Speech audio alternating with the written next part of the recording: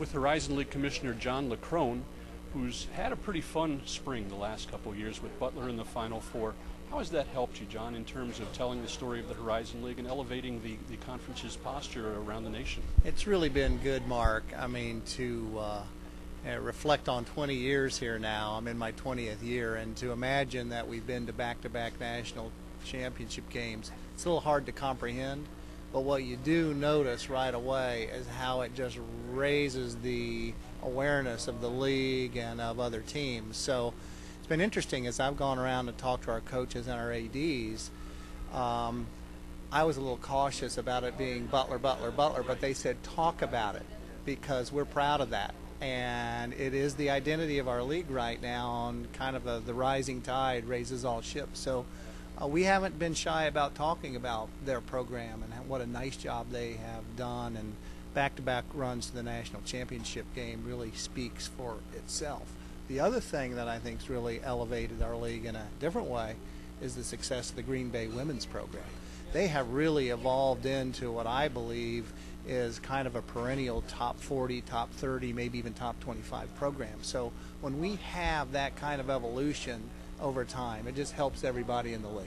And it sounds like that's what's going on here in Detroit. You've been able to watch Ray McCallum grow the program over the last couple of years, and now, as you talked about during Titan Basketball Media Day, it's easier to go out and say, hey, ESPN or Fox Sports or somebody like that, how about looking at the Titans this year? Well, Mark, I think that's exactly right. When you have teams like Butler, and if you think about our league, it's just not Butler.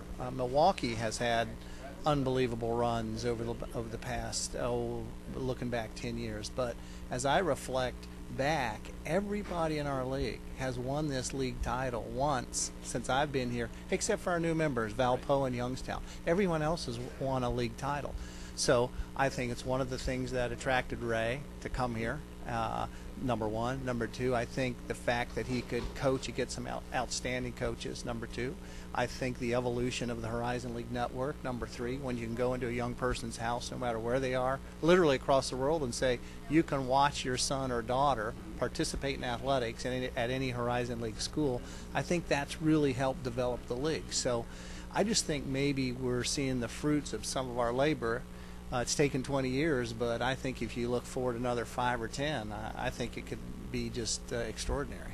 You made a good point about this being an attractive place for Ray McCallum to come be a coach. There are a lot of good coaches in the Horizon League Basketball League. Yeah, there sure are, Mark. And when you see some of our coaches, I would say, go on to other places, well, even thinking about Homer at Valpo, who decides to retire, and then Drew steps in there. But think about our coaches who are out there coaching in other leagues. You got a Thad Motti, you got Bo, you've got Brad Brownell. The list goes on and on and on. But that not only speaks very well of our league, but it also speaks to the point that younger, new coaches can come in and really have wonderful success here. So I think it's a wonderful place to coach. And I think when you talk to our coaches, they say that. And they say that because the competition is really at a high level.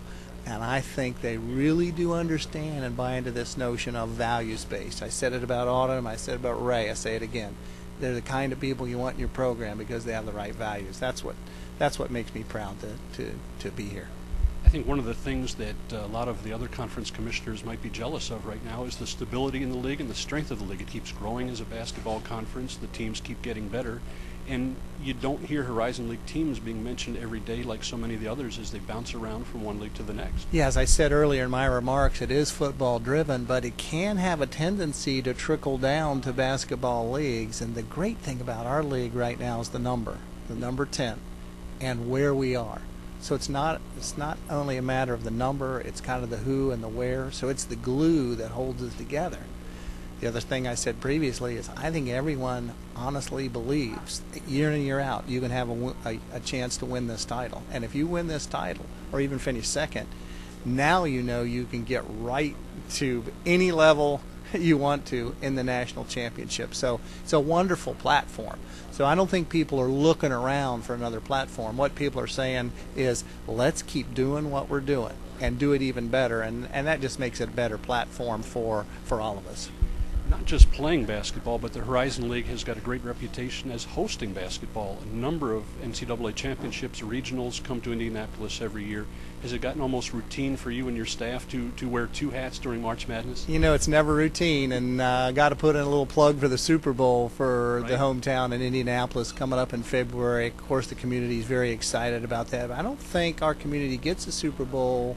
Obviously, with the new facility, it's going to come, but without that infrastructure of big-time events, and then the Big Ten championship football games coming, and then there'll be more Final Fours, men and women. So it's really a great community.